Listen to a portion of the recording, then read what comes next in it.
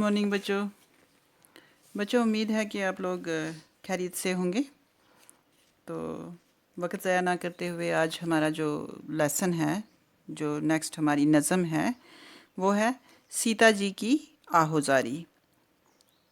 ये जो सीता जी की आहोजारी है, इसके लिखने वाले हैं सरवर जहाँ आबादी साहब।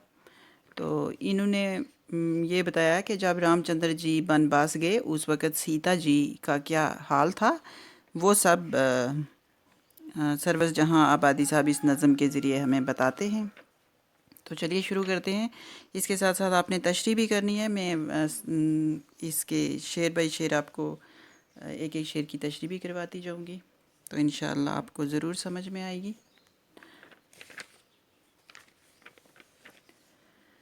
हमरा अपने बन को मुझे नाथ ले चलो, रेखा तुम्हारे चरणों की हूँ साथ ले चलो।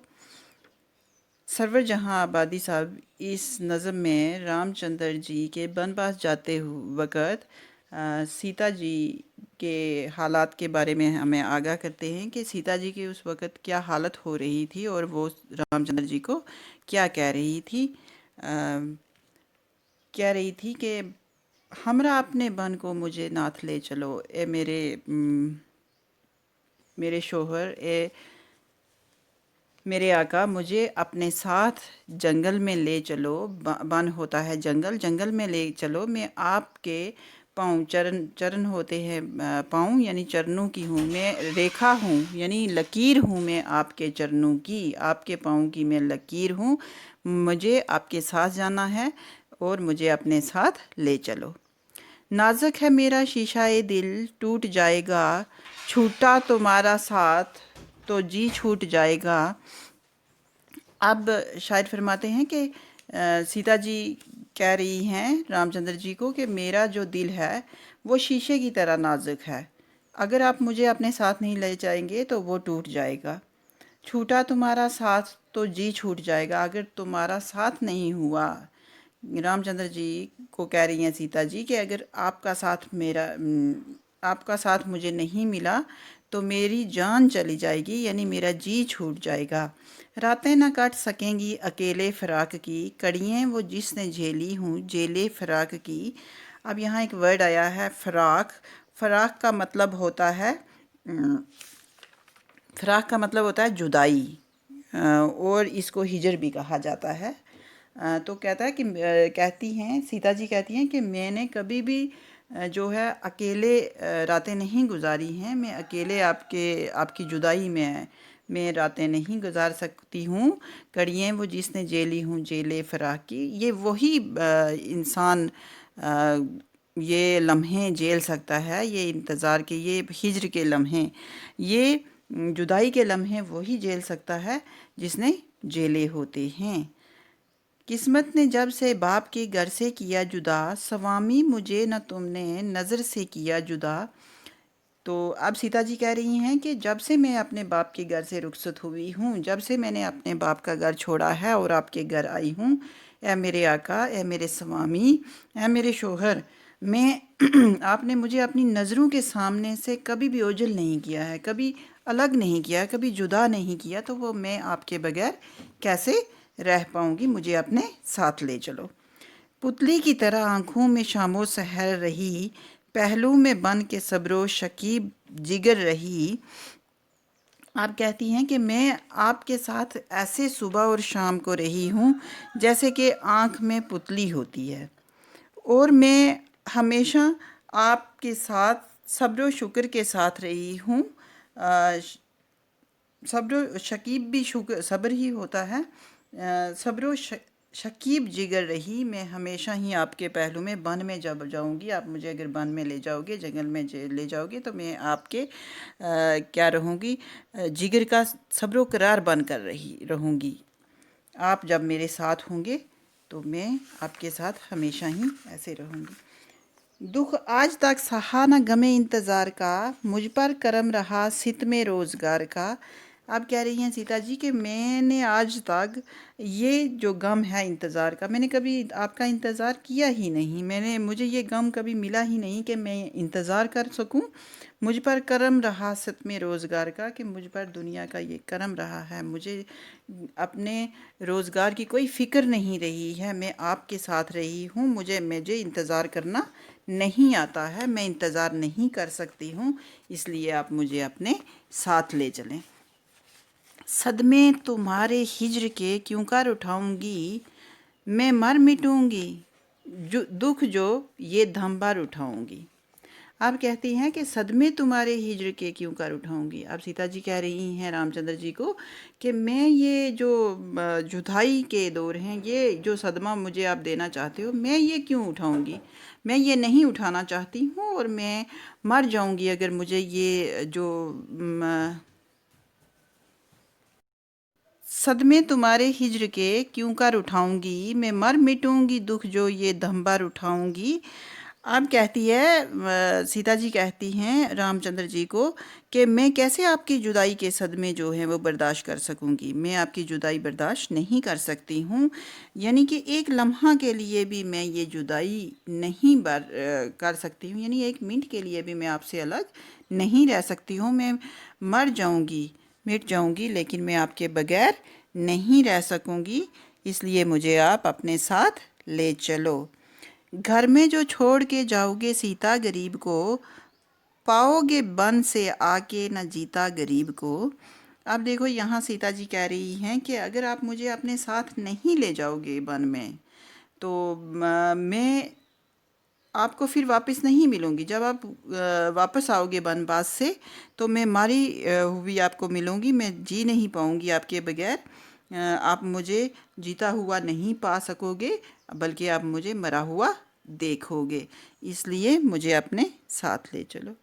नेक्स्ट है, तारीख तुम बगैर है आलम मेरे लिए, फिर दोस्त भी है आह जहन्नम मेरे लिए। अब यहाँ एक वर्ड आया है तारीख। तारीख होता है अंधेरा, और एक वर्ड होता है तारीख। तारीख होता है हिस्ट्री यानी कि, लेकिन यहाँ जो वर्ड है वो है तारीख यानी अंधेरा। तो तारीख तुम बगैर है आलम मेरे लिए, आलम होता है दुनिया, यानी ये जितनी भी दुनिया है ये मेरे लिए अंधेरी है। अगर आप नहीं हो, अगर सीता जी कहती हैं रामचंद्र जी को कि अगर आप मेरे करीब नहीं हो, मेरे पास नहीं हो, तो मेरे लिए ये दुनिया जो है वो अंधेरी है। फिर दोस्त भी है आह जहन्नम मेरे लिए, अगर आप मेरे साथ नहीं हो, अगर मुझे जन्नत भी मिल जाए, उस जन्नत में अगर आप नहीं होंगे मेरे साथ, तो मेरे लिए वो जहन्नम है। सहरा मुझे चमन है रफ़ाकत में आपकी, सहरा मेरे लिए जहन्नम है, सहरा सहरा मुझे चमन है रफ़ाकत में आपकी, दुनिया के सारे ऐश हैं खिदमत में आपकी। तो यहाँ सहरा होता है जंगल, चमन आपको पता है बाग है, रफ़ाकत का मतलब होता है नज़दीकी हैं, यानी कुर्बत, करीब रहना। तो आप कह रही हैं कि अगर आप मेरे करीब हैं, अगर आप मेरे नज़दीक हैं, किसको कह रही हैं? सीता जी कह रही हैं रामचंद्र जी को कि अगर आप मेरे करीब हैं, तो मेरे लिए जंगल जो है वो भी चमन है, यानी वो भी बाग है, दुनिया के सारे ऐश हैं खिदमत में आपकी। अगर मैं आपकी खिदमत करूँगी तो मेरे लिए वही दुनिया की सबसे बड़ी ऐश है, ना कि मैं आपसे दूर रहूं, इसलिए मुझे अपने साथ बनवास पे ले चलो। यूं हर तुम्हारे साथ फिरूंगी मैं बन में खुश, भंवरा कली कली पे हो जैसे चमन में खुश। अब वो कह रही हैं कि मैं अगर आपके साथ जंगल में जाऊंगी तो मैं आपके साथ बहुत खुश रहूंगी, क्योंकि आप मेरे साथ होंगे, और मैं जंगल में भी खुश रहूंगी, ऐसे खुश रहूंगी जंगल में जैसे कि चमन में यानी बाग में भंवरा जो है वो हर कली कली पर रहता है और खुश होता रहता है, वैसे ही मैं जंगल में आपके साथ फिरूंगी और खुश रहूंगी। पैतंबर समझ के दरख्तों की छाल को आरास्ता करूंगी कदे नो निहाल को। अब पैतंबर होता है एक किस्म का पीले रंग का कपड़ा जो कि रेशमी होता है, यानी रेशमी लिबास। तो वो क्या कह रही है कि मैं जंगल में भी दरख्तों की जो छाल है, जो दरख्तों की जो जिल्द है, उसको मैं क्या करूँगी कि अपना रेशमी लिबास समझ लूँगी, पीले रंग का अपना रेशमी लिबास समझ के मैं वही ओढ़ लूँगी, और अपने जिस्म को मैं उसी से ढांप लूँगी। और ये जो मेरा कद है, ये जो मेरा इतना लंबा खूबसूरत कद है, इसको मैं उसी से ढांप के खुश रहूँगी, क्योंकि आप मेरे साथ होंगे। स्वामी जो तुम हो साथ तो कैसा अलम कदा, खसपोश जो पड़ा मुझे होगा सनम कदा। आप क्या कहती हैं? कहती हैं कि ए मेरे शोहर, ए मेरे स्वामी, ए मेरे आका, अगर आप मेरे साथ होंगे तो मुझे कोई गम नहीं है। क्या है? मुझे कोई गम नहीं है। तो अगर जंगल में आपके साथ में रहूँगी तो मुझे कोई भी ऐसी चीज़ नहीं है जो मुझे दुख देगी। अगर घास फूस का बना हुआ छोटा सा जो झोंपड़ा होगा वो मेरे लिए मंदिर की तरह होगा, मुझे मंदिर की तरह सुकून देगा। उसमें मुझे ऐसे सुकून आएगा जैसे मंदिर में सुकून आता है। सब्ज़ा बना के लाएगा बिस्तर मेरे लिए, झूला झुलाने आएगी सरसर मेरे लिए।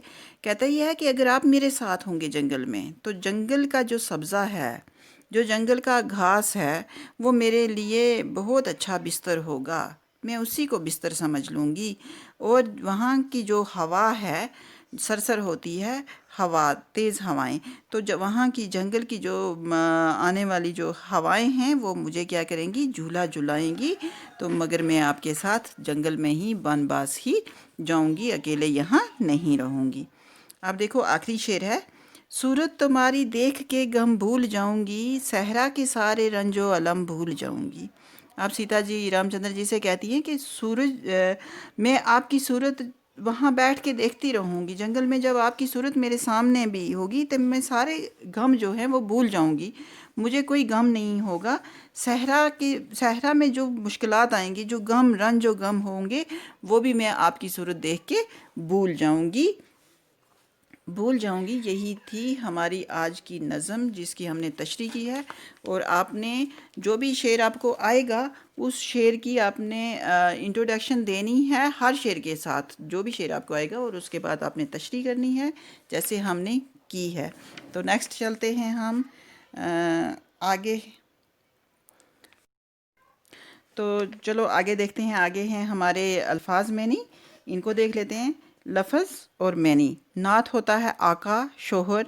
रेखा हो गया निशान, लकीर। चरण हो गया कदम। स्वामी हो गया आका, शोहर।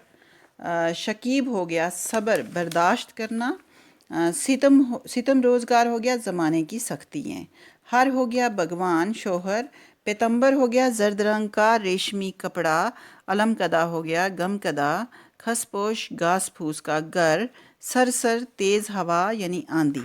तो आगे सवालात हैं, तो इनको देखते हैं ज़रा। तो पहला सवाल है, सीता जी रामचंद्र जी के साथ क्यों जाना चाहती थीं? तो सीता जी रामचंद्र जी के साथ क्यों जाना चाहती? क्योंकि सीता जी कभी भी रामचंद्र जी से अलग नहीं रही हैं, कभी भी सीता जी रामचंद्र जी से जुदा नहीं हुई हैं। वो जुदाई का गम जो है वो बर्दाश्त नहीं कर सकती हैं, इसलिए वो रामचंद्र जी के साथ जाना चाहती थी। दूसरा सवाल है, सीता जी ने रामचंद्र जी से अपना तल्लक किस किस तरह ज़ाहिर किया? सीता जी ने अपना तल्लक बहुत सारे तरीक़ों से ज़ाहिर किया। उन्होंने कहा कि मैं आपके पाँव की लकीर हूँ, आपकी आँख की पुतली की तरह हूँ, आपकी शरीके हयात हूँ यानी आपकी बीवी हूँ, और आपसे दूर नहीं रह सकती हूँ, मैंने कभी इंतज़ार नहीं किया है। तो इन सब तरीक़ों से सीता जी ने रामचंद्र जी से अपना तल्लक ज़ाहिर किया। नेक्स्ट क्वेश्चन है, सीता जी ने बनवास की तकलीफ़ों को किस तरह राहत करार दिया? तो सीता जी ने ये कहा कि मुझे वन में जो भी मुश्किलें आएगी मैं उन्हें बर्दाश्त कर लूँगी, अगर आप मेरे साथ होंगे तो वहाँ का जो झोंपड़ा होगा वो भी मेरे लिए मंदिर की तरह होगा। जो बिस्तर होगा वो सब्ज़ घास फूस का जो बिस्तर होगा हरा भरा, वो मेरे लिए मखमल की तरह का बिस्तर होगा। और ये कहा कि मैं आपको पाके सारे गम भूल जाऊंगी। तो वहाँ की जो हवाएं होंगी वो मुझे झूला झुलाएंगी। तो नेक्स्ट क्वेश्चन है, रामचंद्र जी सीता जी को छोड़कर गए तो इन पर क्या बीतेगी? तो उन्होंने यही कहा कि अगर रामचंद्र जी मुझे छोड़ कर गए तो मैं ज़िंदा नहीं रह पाऊंगी, बल्कि जब रामचंद्र जी को कहा जब आप लौट के आओगे तो मुझे मरा हुआ पाओगे। नेक्स्ट क्वेश्चन है, सहरा मुझे चमन है रफ़ाकत है आपकी, इस मिसरा का मतलब लिखिए। तो इस मिसरे का यही मतलब है कि मेरे लिए अगर आप मेरे साथ हैं, अगर आप मेरे नज़दीक हैं, अगर आप की कुर्बत मेरे साथ है, तो मेरे लिए वो जंगल भी जो है वो बाग की तरह है, वो चमन की तरह है। तो नेक्स्ट हैं, गौर कीजिए, इनमें कुछ ख़ास बात नहीं है, ये थोड़ी सी मिसालें दी गई हुई हैं, यानी कि ये इसमें बताया गया हुआ है। देखते हैं, नाजुक है मेरा शीशा दिल टूट जाएगा का मतलब है मेरा दिल शीशा की तरह नाजुक है। पहलू में बन के सब्रो शकीबे जिगर रही का मतलब है मैं सब्रो शकीब जिगर की तरह पहलू में रही। खस पोश झोंपड़ा मुझे होगा सनम कदा का मतलब है खस पोश झोंपड़ा मेरे लिए आराम में यानी सनम कदा की मानंद होगा।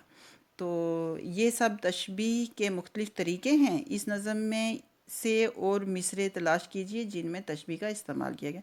यानी ये जो तीनों तरीके बताए हैं ये इन्होंने तशबीह दी है, जैसे कि सनम कदा की मानंद कहा है, आराम में मानंद का जो लफ्ज़ आता है उससे हमें पता चलता है कि ये तशबीह है।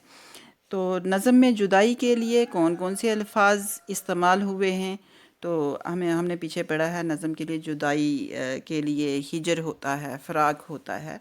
तो ये अल्फाज जो हैं ये हम इस्तेमाल करते हैं। रामचंद्र जी के बारे में मज़ीद मालूमात हासिल करें और इन्हें अपने अल्फाज में बयान करें।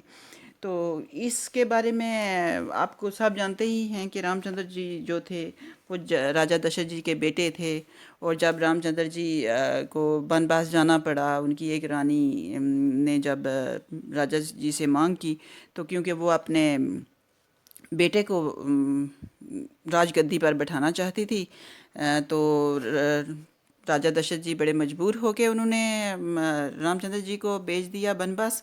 और बनवास से जब 14 साल बनवास होने के बाद जब रामचंद्र जी वापस आते हैं तो उस वक़्त बच्चों हम दिवाली मनाते हैं। तो ये एक बहुत खुशी का त्यौहार होता है, और ये इससे भी ज़्यादा आप लिख सकते हैं, तो आपने खुद लिखना है इससे ज़्यादा और अच्छे तरीके से। और सबसे बड़ी बात है कि दिवाली का त्यौहार जो है, जो दिवाली का मज़मून हम लिखते हैं वो मज़मून आपको आना चाहिए, और ये नज़म आपने ज़ुबानी याद भी करनी है।